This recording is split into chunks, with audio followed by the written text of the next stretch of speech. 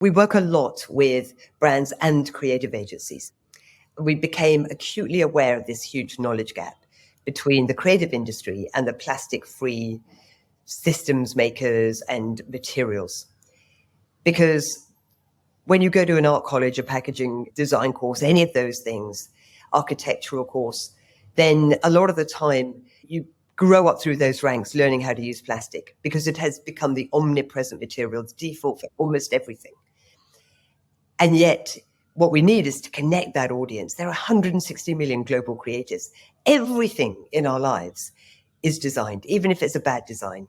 Everything, the city that I'm living in, everything that you're wearing, the microphone, everything in our lives is designed. If we can change the way that we design, then we can turn off the tap of plastic.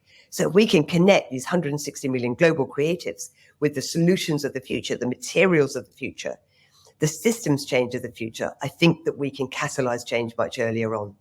So we really encourage the designers of the world to educate themselves.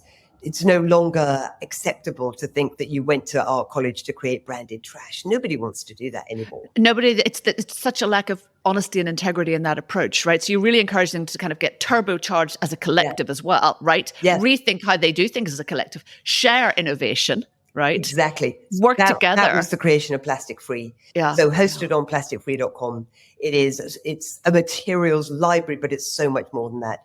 Hundreds, thousands of case studies and proof points, because everybody needs to see how a material's in action, actually being used. A lot of conversation about what is the future of retail going to be. And I can see a day where we will open our bathroom cabinets and our food cupboards and think, why was it ever okay for us to have this Jurassic Park of colored plastic containing everything that we then use and then chuck into a bin?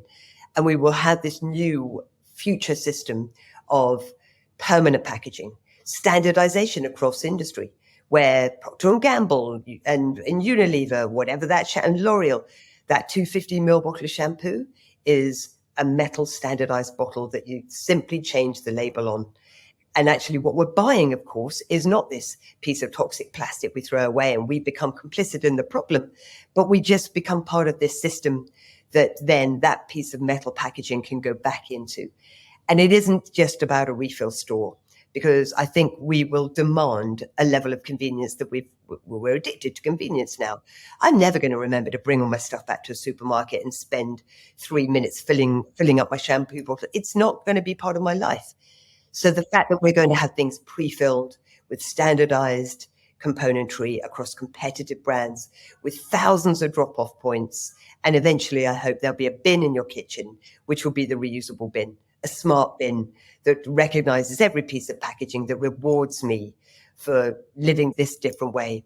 Wouldn't that be wonderful? Oh, it'd be absolutely incredible. Absolutely incredible. And you're totally right, because people, even with privacy, for example, people prefer ease of access to privacy. So people are not changing their passwords on a regular basis or shaking up the system on their order, with Tesco or Ocado or Amazon or whatever. Because it's too much effort. And people are intrinsically lazy. And, often I think people are very discouraged, right? Because they think, well, what can I do? Even if I'm doing my bit with my recycling, is that going to move the dial, right? Now, with plastic free, one of the aims that I think has been mentioned is really eradicating, the use of trillions of pieces of plastic in fairly short order. If you stand back momentarily and look at what's been achieved so far, how far off are we? Because there is a lot of catastrophizing when we talk about the environment, and we have reason to be worried and concerned, right? We don't actually have that long, and it's not someone making it up. We know, having talked to world experts and so forth, and you work with these people, that we are on, that the clock is ticking very, very loudly. Of course, often there's not enough of a shout out to all the technological innovation that's actually helping the planet. And, if we could put more, not just philanthropic money, but investment to some of these innovations, it would really move the dial. But what is your sense when you look out to the horizon about where we're at, how far off we are from where we need to be, and, your degree of hope as you look out? I'm a natural born optimist, which I think as an entrepreneur you have to be. However, if you listen to the scientists, exactly as you say, the clock is not just ticking, it's 5 past midnight. And we need to act much, much faster. I'm an optimist because I think the human race are unbelievably inventive, and we are incredibly selfish. And as soon as our own future livable planet and security is threatened, we are capable of doing extraordinary things. COVID proved that. And if we could treat the climate emergency with the same level of urgency as we treated COVID, then I think we could do extraordinary things. The problem is that it touches everybody, and it touches most of the 1%. And if we look at the 1% and we look at where it's all about moving the money, the master will never dismantle the master's house using the master's tools. Yeah, and so true. If we expect the uber privileged, educated, elite 0.001%, the McKinseys of the world, the JP Morgans of the world, to fix what we need to do for the climate crisis, to actually give climate justice to the global south, who of course did not cause the problem and are the ones that are going to feel the impact. The inequality of that just smacks me right between the eyes every time I think about it. If we expect that uber elite to fix this, then we're going to be severely disappointed. They are squeezing every last drop of profit out of the status quo, because the change that needs to happen is so extraordinary. But if we did it, I think the future is unbelievable.